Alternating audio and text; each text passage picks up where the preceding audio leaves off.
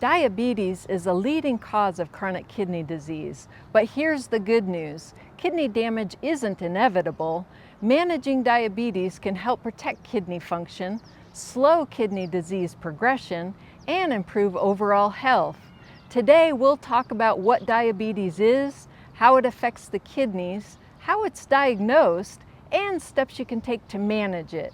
Come on, let's take this kidney education road trip together.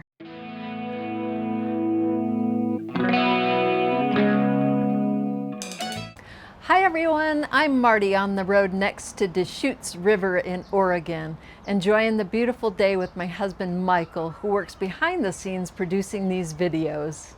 We're both retired nurses with many years of experience. This content is for general educational purposes only. If you find these videos helpful, please consider subscribing. Your support helps us continue creating this content, and we truly appreciate it. Welcome back. Before we talk about protecting the kidneys, let's first understand what diabetes actually is. Diabetes happens when the body has difficulty using or producing insulin. As a result, sugar builds up in the bloodstream. Over time, high blood sugar can damage blood vessels throughout the body, including the tiny filtering units inside the kidneys. When this damage continues over time, kidney disease can develop. The most important thing to remember is this. Having diabetes does not automatically mean that you'll develop kidney disease. Good diabetes management can make a tremendous difference. Because diabetes often develops gradually, many people have no symptoms at first. The only way to really know for sure is through testing. Your provider may use several tests to diagnose diabetes. One common test is the A1C. The A1C reflects your average blood sugar over the past 2 to 3 months. Providers may also use a fasting blood sugar test or a glucose tolerance test.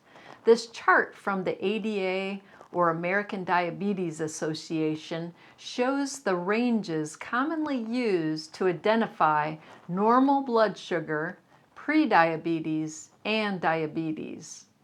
An A1C below 5.7% is considered normal. An A1C between 5.7 and 6.4 is considered prediabetes. An A1C of 6.5% or higher may indicate diabetes. Your healthcare provider can help interpret your results and determine what testing is right for you. Once diabetes has been diagnosed, the next step is learning what your personal blood sugar goals are. Your provider may ask you to monitor your blood sugar at home. Some people check occasionally. Others check several times per day. Many people now use a continuous glucose monitor or CGM. CGM is a wearable device that tracks blood sugar continuously throughout the day and night. Others check by finger stick as directed. Common ADA goals include a fasting blood sugar goal of 80 to 130, usually checked in the morning before eating or drinking. Another ADA goal is 1 to 2 hours after meals, maintaining a blood sugar of less than 180. These are general goals. Your provider may recommend different targets based on your age, kidney function, medications, and risk of low blood sugar. Always follow the goals recommended by your healthcare team. Another important goal is to avoid large swings in blood sugar. Think of your body like a car on a long road trip. A smooth, steady ride puts less stress on the vehicle rather than repeatedly accelerating, then slamming on the brakes and taking sharp turns. Blood sugar works much the same way. Frequent highs and lows puts extra stress on the body, which can make diabetes harder to manage, and over time increases the risk of complications, including damage to the kidneys, eyes, nerves, and blood vessels. If your blood sugars seem to be on a roller coaster ride, talk with your healthcare provider. Small changes to medications, exercise, meals, or even meal timing can often make a big difference. Monitoring blood sugar is important, but medications are often an important part of treatment too. Today, there are many more options than there were just a few years ago. Some medications are pills, others are injections. Some work throughout the day, others are taken once weekly. Certain medications may also help with weight loss. This can improve blood sugar control and reduce stress on the kidneys. The best medication plan depends on your individual situation. Work closely with your healthcare provider. Along with medications, food choices play a major role in managing diabetes. The goal is not to eliminate all carbohydrates, which are converted to sugar in the body. The goal is balance. For most people, diabetes management is not about never eating carbohydrates again. It's about choosing healthier carbohydrates and balancing them with other foods. One helpful strategy is to pair carbohydrates with protein, healthy fats, or fiber. This helps slow digestion and may reduce large spikes in blood sugar after meals. For example, instead of eating an apple by itself, try pairing it with a protein such as Greek yogurt or a boiled egg. Helpful strategies include eating regular meals, avoiding sugary beverages such as regular sodas, sweet tea, fruit drinks, energy drinks, and many specialty coffee drinks. Limiting highly processed foods such as chips, cookies, pastries, candy, and fast food. Including fiber-rich foods such as non-starchy vegetables, berries, apples, and whole grains if appropriate for your kidney diet. Choosing lean proteins such as fish, skinless chicken, turkey, eggs, tofu, and plain Greek yogurt if appropriate for your kidney diet. And eating healthy fats such as olive oil, avocado, and fatty fish if appropriate for your kidney diet. Remember, kidney diets are not the same for everyone. Your healthcare provider or renal dietitian may recommend changes based on your chronic kidney disease stage, your lab results, and overall health. Many people find that balanced meals help prevent large swings in blood sugar and provide more consistent energy throughout the day. I know changing eating habits can be challenging. While I don't have diabetes myself, I've had my own struggles with unhealthy eating habits. When I was younger, fast food was a regular part of my diet, and eating many cookies at a time, it wasn't unusual for me. At the time, I didn't always connect those habits with how I felt afterwards.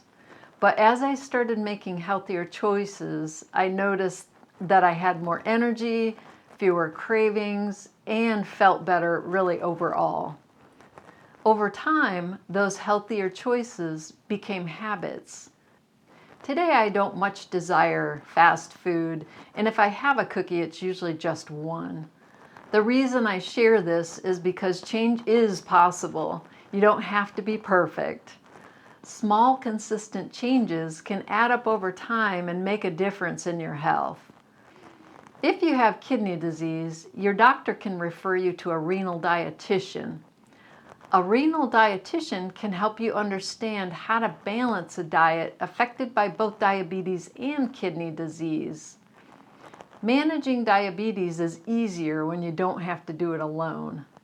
Several healthcare professionals can help. Your team may include a primary care provider, a kidney doctor, also called a nephrologist, a doctor that specializes in diabetes, also called an endocrinologist, a registered renal dietitian, and a certified diabetes care and education specialist, also called CDCES. Each plays a different role in helping you manage diabetes and protect your kidneys.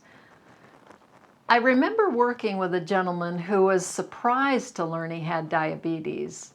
He felt perfectly fine except for some slight difficulty with his vision. After working closely with his healthcare team and making a few dietary changes, walking regularly, monitoring his blood sugar as recommended, and taking his medications consistently, his blood sugars improved significantly. More importantly, his kidney function remained stable. His story is a good reminder that taking action can make a real difference. Another powerful tool for managing diabetes is regular physical activity. As always, follow your doctor's recommendations. With your provider's approval, aim for about 30 minutes most days. Walking is an excellent option. Even shorter sessions provide benefits. Other healthy habits matter too. Getting adequate sleep, managing stress, staying appropriately hydrated, taking medications as prescribed, and keeping healthcare appointments. Small habits repeated consistently often lead to the biggest results. Because diabetes can affect the kidneys, your provider should be monitoring your kidney health as part of your diabetes care. Two important tests include eGFR, which estimates kidney function, and urine albumin testing, which looks for protein in the urine. Protein in the urine can be an early sign of kidney damage caused by diabetes. These tests can help detect kidney problems early, often before symptoms develop. Early detection gives you and your healthcare team more opportunities to protect your kidneys. If you'd like to learn more about kidney labs, you can watch our video on stages of CKD. We'll leave a link at the end of this video. It's also important to recognize symptoms of blood sugar that is too high or too low. High blood sugar may cause increased thirst, frequent urination, blurred vision, fatigue. Low blood sugar may cause shakiness, sweating, hunger, dizziness, confusion. If you experience symptoms of high or low blood sugar, follow the treatment plan provided by your healthcare team and seek medical attention when appropriate. Even with good self-management, there may be times when you need additional guidance. Contact your provider if blood sugars are consistently above or below target, if you're having difficulty managing your diabetes, or if you become ill and blood sugars become difficult to control. Your provider can help adjust your treatment plan and keep you moving in the right direction. If you'd like to learn more, there are several excellent resources available. The American Diabetes Association, the National Institute of Diabetes and Digestive and Kidney Diseases, also called NIDDK, the CDC Diabetes Resources, and Diabetes Food Hub. You may also benefit from diabetes education classes offered through local clinics and hospitals. These resources provide reliable, evidence-based information on diabetes management, meal planning, and kidney protection. Let's review the key takeaways. The goal is not perfection. The goal is progress. Know your numbers, especially your eGFR for kidney function, your A1C for long-term blood sugar control, and your home blood sugar readings as directed by your provider. Take medications as prescribed.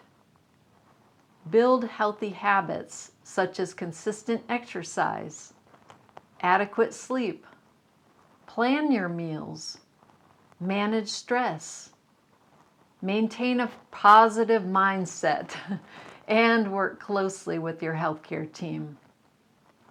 And remember, whether you're newly diagnosed, living with chronic kidney disease, or if on dialysis, managing diabetes remains one of the most important things you can do for your overall health. It may also help prevent complications affecting the eyes, heart, blood vessels, and nerves. Thank you for joining us on another stop along your kidney education road trip. If you found this video helpful, please like, subscribe, and share it with someone you love who may benefit. You can also go to our website. If you'd like to browse our CKD education reference materials, you can go to www.kidneyroadtrip.com. Thanks again, and we'll see you in the next video.